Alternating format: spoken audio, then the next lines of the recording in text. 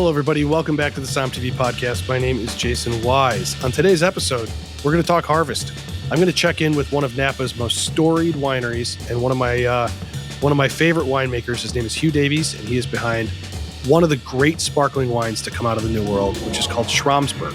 And you can see Schramsberg in an episode of Verticals we have on SOM TV. Hugh Davies is in the middle of what a lot of people would consider chaos, but it's why they love doing this job.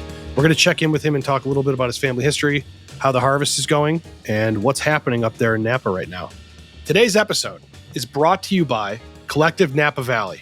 Collective Napa Valley for news and updates on Napa Valley's latest vintage, which is coming very soon, including exclusive videos of leading grape growers, viticulturalists, and winemakers. Be sure to visit harvestnapa.com. How are the grapes looking this year? What are we expecting from the vintage? Will this be another great harvest from Napa? Yeah, it's going to be. You can keep up with it all at harvestnapa.com. And if you're a wine collector or a wine drinker, you really, really want to do that.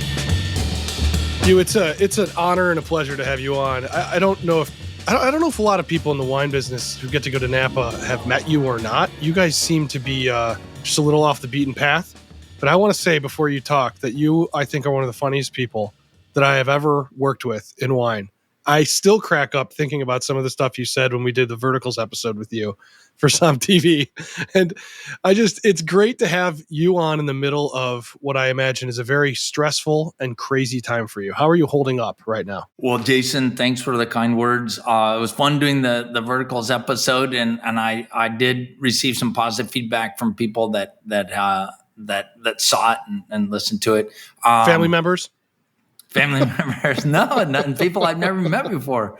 I actually ran into some of your family members, your parents, if I'm not mistaken, in between the time that we did that episode and today. I would say about a year ago on the shores of Lake Erie, actually in Ohio, where I did a wine dinner. So that was cool. So listeners of this podcast now have to drink, because every single time I mention I'm from Ohio or my mother comes up on the pod, which happens often, there you go. They have to take a drink. So everybody drink. Yes, my mother is a big fan of your wines and went to meet a wine dinner in Cleveland where she was living at the time, and has gushed about that dinner ever since and wants to do it again. I think the town was called Vermilion. Vermilion. My mom's gonna laugh so hard that this we're talking about that may this. not be the right pronunciation, Vermilion or whatever, but it's right on the shores of Lake Erie. It's like a 150-year-old place. It's really cool. Chez Francois, I think was what it's called. Chez Francois, that's the restaurant. You got a good memory. How are you? I can dig things up, but not always. Yeah, that's a good quality. I can't dig anything up. How is harvest going right now? Are you in the thick of it? Are you done? Where are we at right now? No, we are. So with our program, we do the sparkling wines, and that's the bulk of the volume that we'll do. But we're also dedicated Pinot Noir, red wine producers with our Davies Pinots and our Davies Cabs too. So there's a Davies winery in St. Helena. I'm currently up at Schramsberg where we make the sparkling wines. But our harvest started this year on August 4, 5, right in there. We have been pushing pretty hard. It's always a slow start, and then we get super busy, and we're still super busy, but just at the very end of being super busy. We're about 85 going to 90% done and starting to taper off. As you may know, we've had significant heat in California just in the last few days. This heat brutal. It's brutal right thing now. Has come in, and so that is just pushing us along a little bit. And so we're now we will officially begin our Pinot Noir harvest for red wines tomorrow morning, and so that up and going. And that is, we're starting to schedule that out. With a tentative schedule, there's always a little wiggle room as you go, but we're looking to be. We'll probably be 2/3 done with that by the end of next week, and then probably wrap that up the next week, something like that. We'll see exactly how that goes.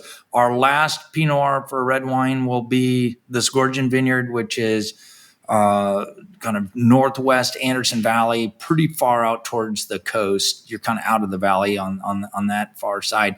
And so that, we'll see exactly when that comes in. Meanwhile, we're looking to start with our estate on Diamond Mountain, with the first of our Bordeaux varietals, Malbec. And we will likely be picking a little Malbec next week as well. That's penciled in. So yeah, as soon as sometimes we get to spread it out a little more, but with some of the heat that we've had, with the thinking, let's keep on going. So I don't want to make this I don't want to make the podcast, all about stress and what's bad and all this, but what's the effect? I understand there are major effects with heat, and I understand that's why a lot of people are picking overnight and everything. They always do it that way, but what's happening with the heat in regards to harvest? Is there a lot of fear in the valley? What's happening? No, I think that honestly, at the end of the day, this is a farming business. The nature of farming, whether you're in Kansas or California, and regardless of the crop, is that it doesn't go the same way every year. That's just the way it is. And so you can't necessarily predict how it's going to go until you get into it. This year, honestly, we've had less rainfall the last couple of years, and we of course like to have a little bit more. That's good for vines, it's good for plants, good for people. But despite we had about 80 to 90%, depending on where you were, of normal rainfall this year, and then we had a fairly moderate summer.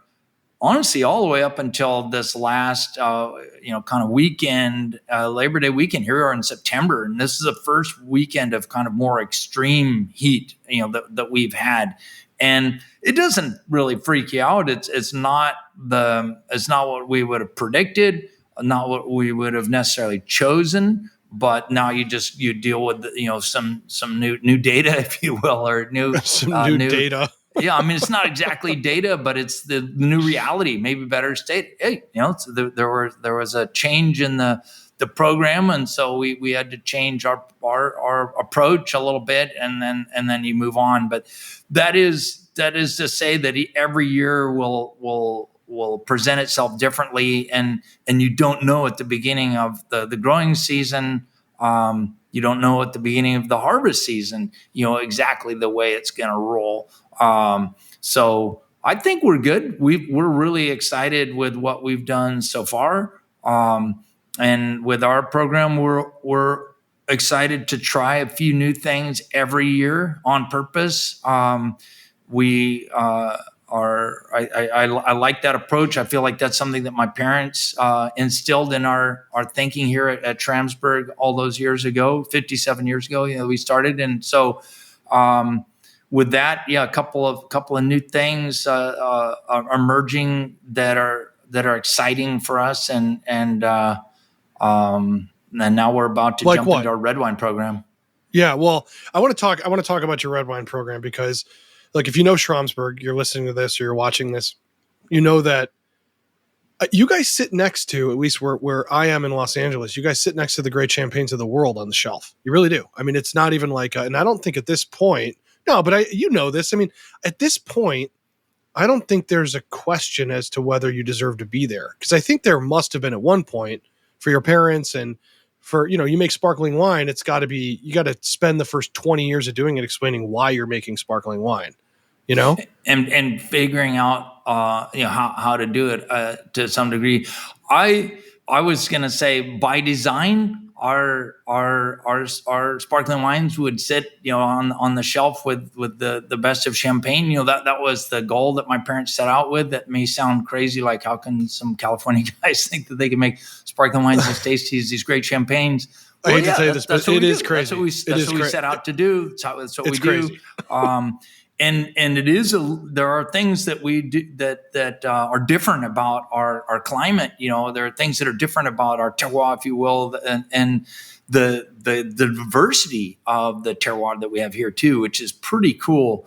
But the one thing that allows us to do those sparkling wines so well, that I think the world doesn't recognize necessarily, is that our proximity to the ocean, even on these hotter days, next to the ocean, it's a lot colder than it is a little further inland.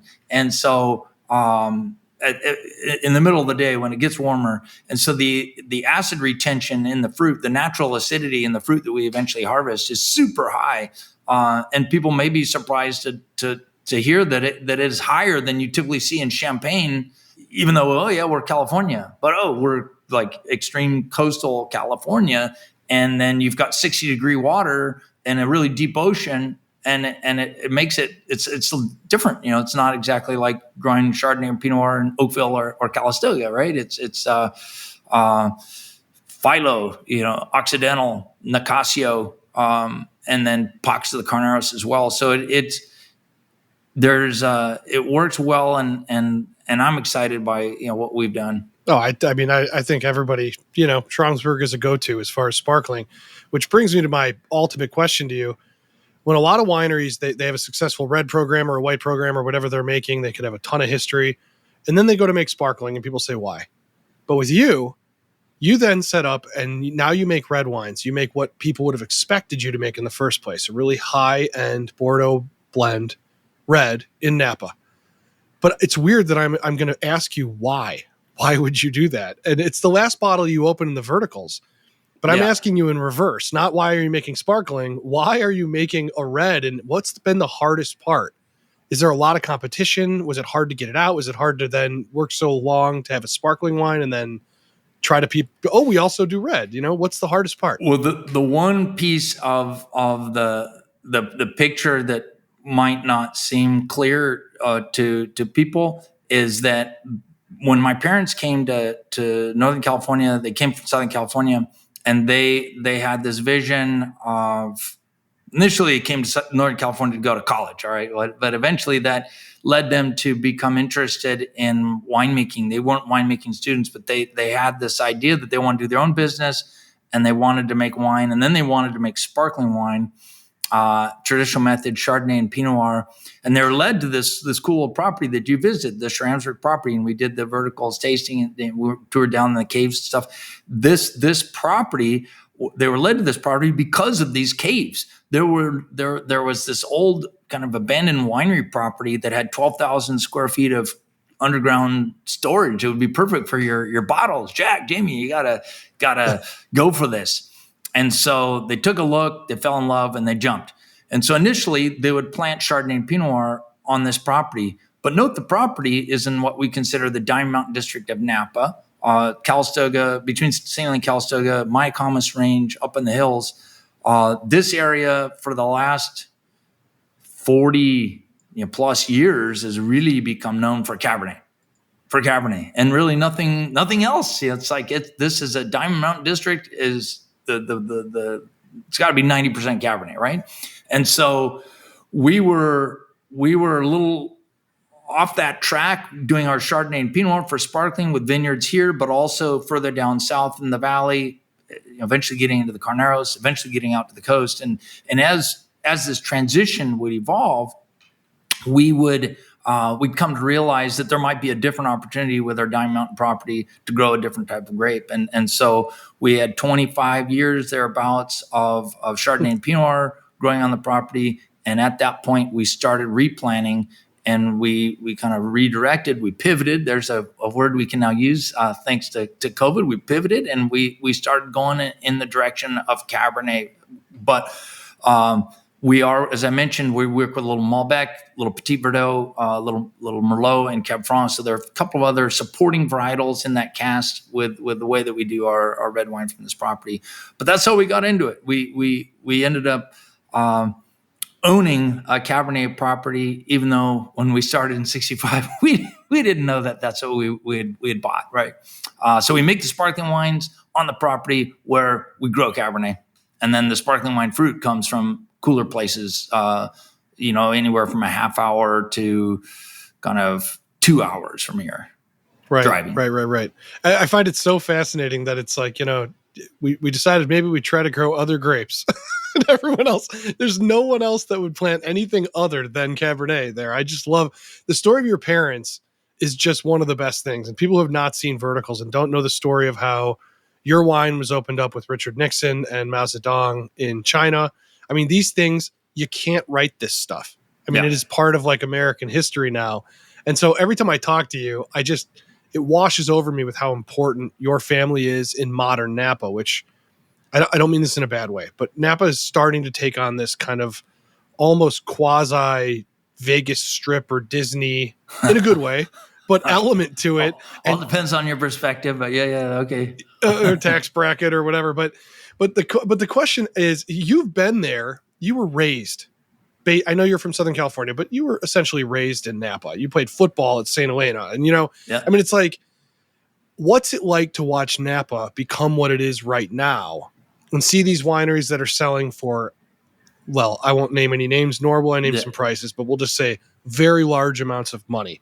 Yeah. What is it like to watch that transition? And do you think it's good or bad? Well, I try not to judge, right? I mean, at the end of the day, every family is different. Why some people might decide that it's time to move on and others don't. I'll leave that to other people to try to figure out. I think that the evolution of our industry in Napa it's exciting. I can honestly tell you, my parents and their colleagues. I remember, the Martinis and the Heitzes and the Chaplets. Their descendants of some of these families are certainly still here, but those were people that were close to my parents. I mean, that as a kid, it seemed like my parents' best friends were these other vintners that they came to know after they came up here and they started their brands. And they worked, all of them, so hard to develop, the technique, of how can we make these delicious wines. But then they worked really hard to present them, to sell them, and to market them, and to get people to really be excited about them. I think there was concern in this area, that we're so close to the Bay Area, the ag land, the Napa Valley floor itself could very easily have just been turned into suburbs, right? And then we wouldn't be having this conversation at all. So much of there are 40 million people in California, 135,000 in Napa County or something like that. And so we have protective zoning, and there's been a lot of effort that's gone into to kind of getting us to this place.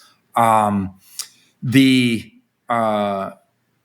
success of the industry, the success of the market, the demand for the product, I think really in some ways matches that enthusiastic effort that earlier generation put into growing it. It really does. That's great. I mean, I feel like their hard work is paying off more now than maybe than it did during the course of their lives. And so anyway, I appreciate that effort, and I'm so kind of proud and happy. I mean, I come from a contented place. Like, I'm excited just to do this, to keep it going. I've no intention of selling. That's not why I'm here, right? And for me, the joy that I have in life is working every vintage to make these wines, and to kind of build the business that we have, with the idea that another generation would take it on and move forward with it. I don't say that that's an easy road to hoe, to borrow an agricultural expression there, but it's it's possible, and I feel like we've succeeded in going from one generation to another in our family, kind of history, if you will, at this stage. And so we're starting to think about how do we build that transition to that third generation, and in a way that they'll be successful.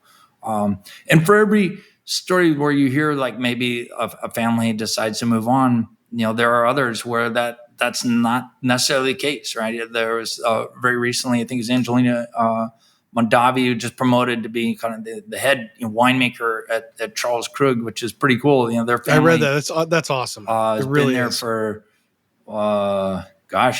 90 years, something like that. 89 anyway, since the repeal of Prohibition, thereabouts. You think of the success of, say, the Wente family in Livermore. I had some communication with members of that family recently. To some degree, comparing notes, trying to figure out, like, how can you succeed? How is it possible that several generations of your family have done this, have worked on this? How do you do you prepare to make that handoff? But it's that doesn't have so much to do with this year's harvest, but it does. Well, with but it all does. the harvests that come, right? But it does. It does. Yeah. Well, I find it, the reason I bring this up, I actually, when I say the Disneyland or Vegas thing, I don't mean it as a knock. I really mean it more as like, it's become a thing that is important. It's in people's consciousness. They want to go there. They want to travel. I mean, it's a monument now. Napa is a thing. Napa really is. I mean, when I made the first documentary I made 10 years ago, I cannot believe what has happened in 10 years to Napa. Yeah. But you still do have these little, the Di Costanzos, and on a larger scale, the Mathiasons, and, these small family owned wineries and winemakers that are still a feeder system for like the great early stuff that happened with the Chapelets and I mean, early in quotations, obviously. Yeah. Napa, Schramsberg is proof that there's been wine in Napa for a very long time, way before the 60s. So I only asked that question because I think the way you answered it is eloquent and great, in that this is a justification of the success, and the hard work and everything else that people put into it. I think absolutely. I would say that this is a community, perhaps not known to everyone, although people that are interested in wine probably heard about Napa Valley, right? But it is a community where you've had multiple generations of effort that has gone into of collective effort, I should say, that has gone into creating kind of a wine region. You think of, I think we just take it for granted that Champagne exists, or Bordeaux, or Rioja, or whatever. But it's there. People in those places work together to create a region, or a regionality, even in some degree, even a category.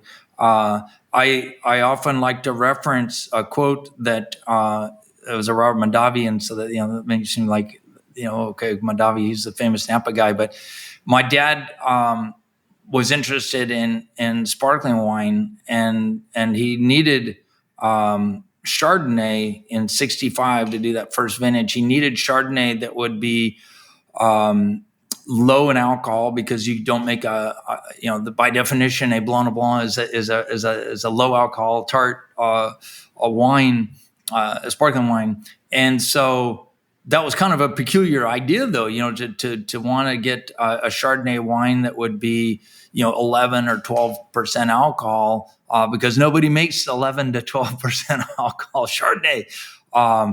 And so then my dad, had to explain, because that first year, the Chardonnay base, if you will, that made our Blanc de Blanc, was made at Charles Krug Winery, back to that same winery. But the quote that my dad liked to lay down was, Robert agreed to allow us to have that wine be made at Charles Krug, as kind of odd as the request was. But he thought, you know what, Jack, if you succeed, we'll all succeed. Was the idea. And so I will help you. I don't even know who you are really, but I can help you.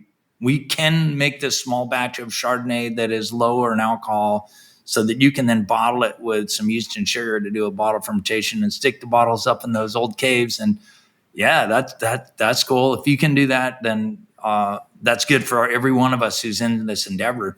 And so there continues to be, I think, a really strong camaraderie amongst vintners in this area. There are more than there used to be, right? And some are really successful. Okay, where none were really 60 years ago or whatever. Well, wine is an investment. I mean, not just for not just to put in your cellar. It's an investment if you're making it. You got to have a little bit of burn. Absolutely. And as I said earlier, it feels like the next generation of some of these families, may be benefiting more than that first generation that planted the seed and got the whole thing started. But it's not all about the money. It is also, I think, about I don't know, I hate to say the lifestyle, but we for many of us, we really enjoy the process of growing grapes and making wine, right? And putting it on the table and having it be really that central to everything that we do every year, And and that's okay. It's good. It's good. You're pretty into it, I think. Yeah, I feel like I'm not sure if I'm this like reluctant member of the wine. I'm not sure with the wine industry if they know what to do with me. I sort of am here and they can't get rid of me. And so everybody's sort of surrendered and I keep looking in the mirror like, why am I a part of this world? And the thing is, it's because of people like you. It's the most generous, wonderful, incredibly, very, very welcoming world. It's hard to leave. It's a It welcoming really is. world, I think, and that it's well said. As I was younger, and considering this, I think some of the things that kind of sucked me in, a chance to go to Cognac and work at Remy Martin, for a summer when I was 16. That was. Did you do that? You went to Cognac like, and it's crazy, wow. right? I mean, and they took me in. Later I did. About 5 months in '95 at Moet and lived with a family. The woman Monique Charpentier took me in. She was like one of the directors of the Laboratoire de Recherche there at Moet. They've got it's a big place. They've got a few laboratories and a few staff members. But I had such an incredible experience there. Later would go to work at Petaluma Winery in Australia and was able to do a season in the Adelaide Hills, and that was incredible. There's great camaraderie, kind of across the globe, frankly, in this industry. I think people really enjoy sharing their knowledge, sharing their wines, and their experience with others, and it's pretty good. It's a special little niche, I think, of the how lucky I guess I've always felt that I could have been born with this opportunity, and I guess to speak to you, you're kind of speculating how did I get attached to this thing too, but you did. It's good, But you've got to work pretty hard. You're pretty enthusiastic about wine, and so that probably helps. Yeah, I do. I love it. I love the fun thing about wine is it never is about that.